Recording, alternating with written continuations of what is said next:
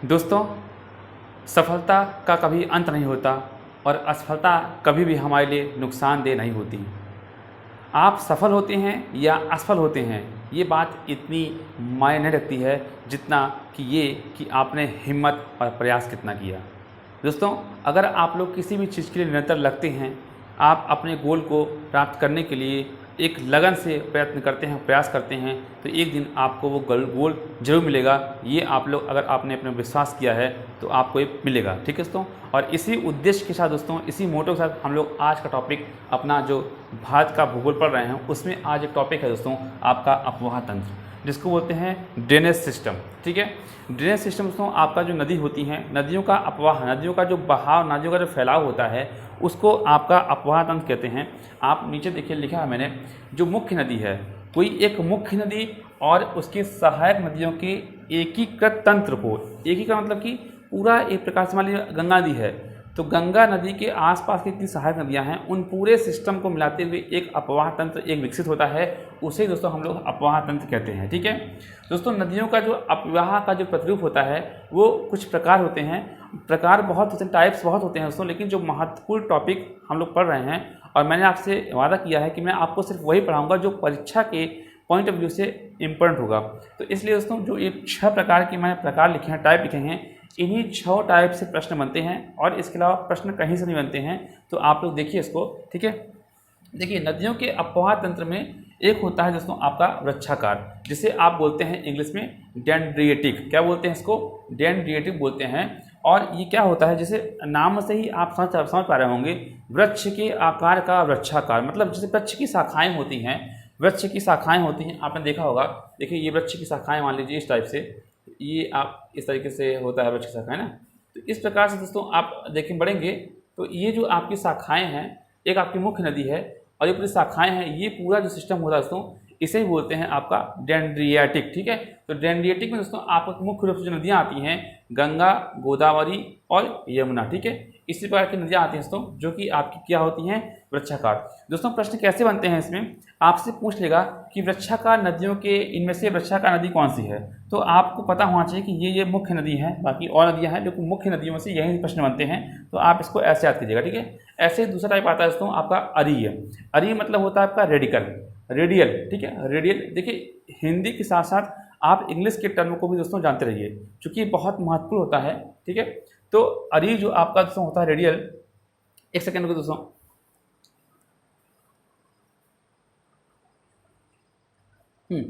तो ये जो आपका अरीय होता है, ये रेडियल मतलब जैसे होता है, जैसे आप देख रहे होंगे एक आपका केंद्र में कोई पहाड़ी या पठार या जो भी हो, जो एक ऊंचा स्थान होता है और ऊंचे स्थान से, उस ऊंचे स्थान से चारों तरफ दोस्तों नदियां बहती हैं, उस प्रकार के प्रतिरूप को आपका रेडियल या अरीय प्रतिरूप कहते हैं। और ऐसा आपका देखने को मिलता है कहाँ, आपने सुना होगा अमरकंटक की पहाड़ी।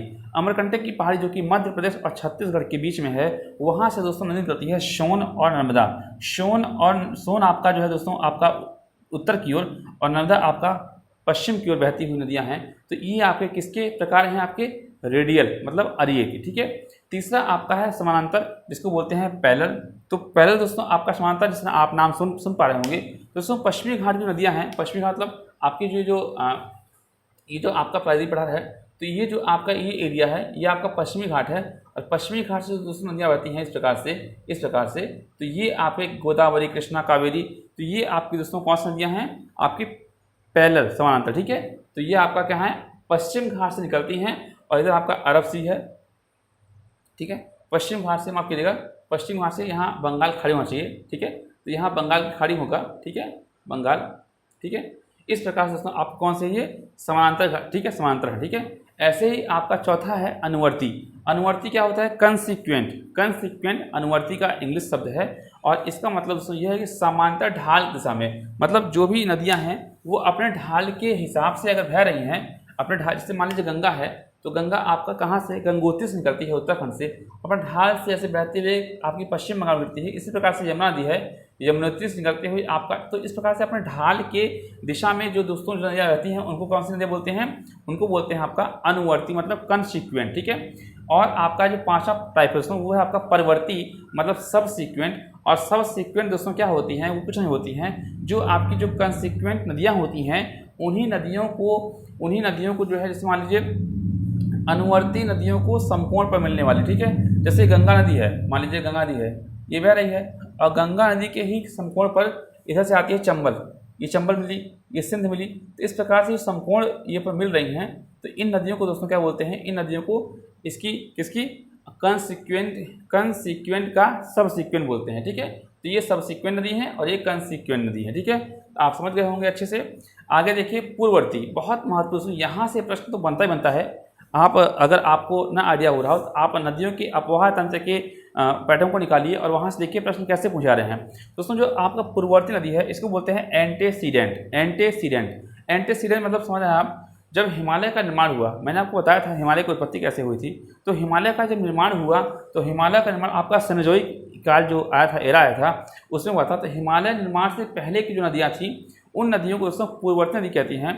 और उसमें क्या हुआ, आप जो देख रहे हो सब देख रहे हो, गाज और महाखड्ड, मतलब जो पूर्ववर्ती नदियाँ थीं जब हिमालय का निर्माण हुआ तो वो नदियाँ अपने स्थान से बह रही थी, और जैसे ही हिमालय का निर्माण हुआ तो उन्होंने उस एरिया को, जो उसका क्षेत्र था, उस एरिया को गाज या खड्ड के रूप में काटा और उसी क्षेत्र से अपना बहाव जो है निरंतर रखा। तो ऐसे जो है नदियों को क्या कहते हैं, पूर्ववर्ती नदी कहते हैं, जो कि अपने ही स्थान से पहले जैसे बहती थी आज भी वैसे ही बहती है। तो इसमें आपका क्या होता है, गार्ज का निर्माण करते हैं। जैसे आपने देखा ब्रह्मपुत्र, तो ब्रह्मपुत्र आपका जो है चाय से निकलती है और यहाँ जो है जैसे असम प्रवेश करती है तो इस प्रकार से मुड़ती है। तो ये आपका जो गार्ज होता है यही गार्ज होता है, ठीक है। तो ये गार्ज और महाखड्ड का निर्माण करती हैं कौन सी, पूर्ववर्ती नदियाँ। और इसमें आते हैं तो आपका सिंधु, सतलज और ब्रह्मपुत्र। ध्यान दीजिएगा, इसमें आपका गंगा नहीं आता है, न यमुना आता है, इसमें आपका सिंधु जो कि पाकिस्तान बहती है, मतलब चाइना से निकलते हुए, तिब्बत से निकलते हुए भारत होते हुए पाकिस्तान में। सतलज भी सेम ऐसे ही है, पाकिस्तान में बहती है और हिंदुस्तान में बहती है, इंडिया में। और ब्रह्मपुत्र कहाँ से निकलती है, आपने देखा था, ठीक है, चुंगयुंग ग्लेशियर से निकलते हुए आपका असम से होते पश्चिम बंगाल में बहती है, ठीक है। तो ये मुख्य रूप से नदियाँ सिंधु, सतलज और ब्रह्मपुत्र, ये कौन सी नदियाँ हैं, आपकी पूर्ववर्ती नदियाँ हैं, जिसको बोलते हैं एंटेसीडेंट। तो आपने समझा कि नदियों के अपवाह प्रतिरूप में ये 5-6 प्रकार के जो टाइप्स दोस्तों, इस टाइप्स में क्या पोजीशन बनती है और कौन कौन सी मुख्य नदियाँ इसके अंतर्गत आती हैं, यहाँ से प्रश्न बनता है। तो आप लोग उसको ध्यान से देख लीजिएगा। आगे बढ़ते हैं, जो भारत में नदियों का अपवाह तंत्र है, भारत में, तो भारत में दोस्तों आपके 2 प्रकार की नदियों के अपवाह तंत्र हैं। कौन कौन से, एक आपका है हिमालय नदियों का जो अपवाह तंत्र है, जो हिमालय के, मतलब ये जो आपका देख रहे होंगे इस जगह जो आपका नदी बहती है, ठीक है, इस प्रकार से। तो ये आपका जो है ये वाला एरिया जो होता है, ये वाला एरिया, तो इसमें जो नदियाँ बहने वाली हैं वो आपकी होती हैं हिमालय नदियों के जो अपवाह तंत्र है उसमें क्या होता है, इसकी जो मुख्य विशेषता है, पहली विशेषता है कि जो नदियाँ हिमालय से बहती हैं वो नदियाँ चूँकि वहाँ हिमखंड होते हैं, मतलब बर्फ़ के टुकड़े होते हैं, और निरंतर जो है वहाँ से बर्फ़ पिघलता है, तो उसके माध्यम से पानी जो है ग्लेशियर से निकलते हैं, तो वो निरंतर पानी वहाँ आता है। इसका मतलब 12 मासी, कौन सी, 12 महीने नदियाँ जो है उसमें पानी होता है, 12 महीने उस नदियों में पानी होता है, अच्छी खासी मात्रा होती है। डेल्टा का निर्माण करते हैं, जो नदियाँ हैं वो लंबे क्षेत्र तक बहती हैं, इसलिए वो लास्ट में गिरते गिरते अपना डेल्टा का निर्माण, डेल्टा एक प्रकार से दोस्तों क्या होता है, डेल्टा एक प्रकार से एक पैटर्न होता है। मान लीजिए गंगा जो नदी वाली है, गंगा नदी इस प्रकार से बहते इस प्रकार से दोस्तों आप जो ये देख रहे होंगे ये वाला एरिया, तो ये बंगाल खाड़ी में गिरते गिरते आपका एक प्रकार से ट्रायंगल टाइप का बनता है, तो इसे ही दोस्तों डेल्टा कहते हैं, ठीक है। तो इस प्रकार से हम आगे समझेंगे डिटेल में चीज़ें।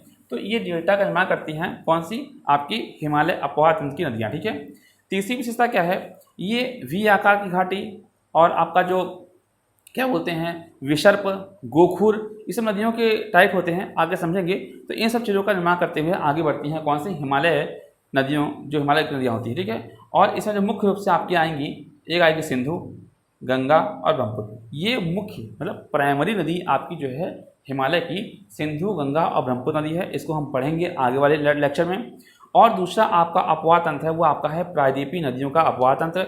इसके अंतर्गत दोस्तों क्या विशेषता है इसकी, ये आपकी इन नदियों से, चूँकि हिमालय का निर्माण, हिमालय एक नवीन वलित पर्वत श्रेणियाँ हैं, और मैंने आपको बताया था जो प्रायद्वीपीय जो पठार है, प्रायद्वीपीय पठार ये आपका जो है काफ़ी प्राचीन पर्वत है, ठीक है, प्राचीन जो है इसकी चट्टानें हैं।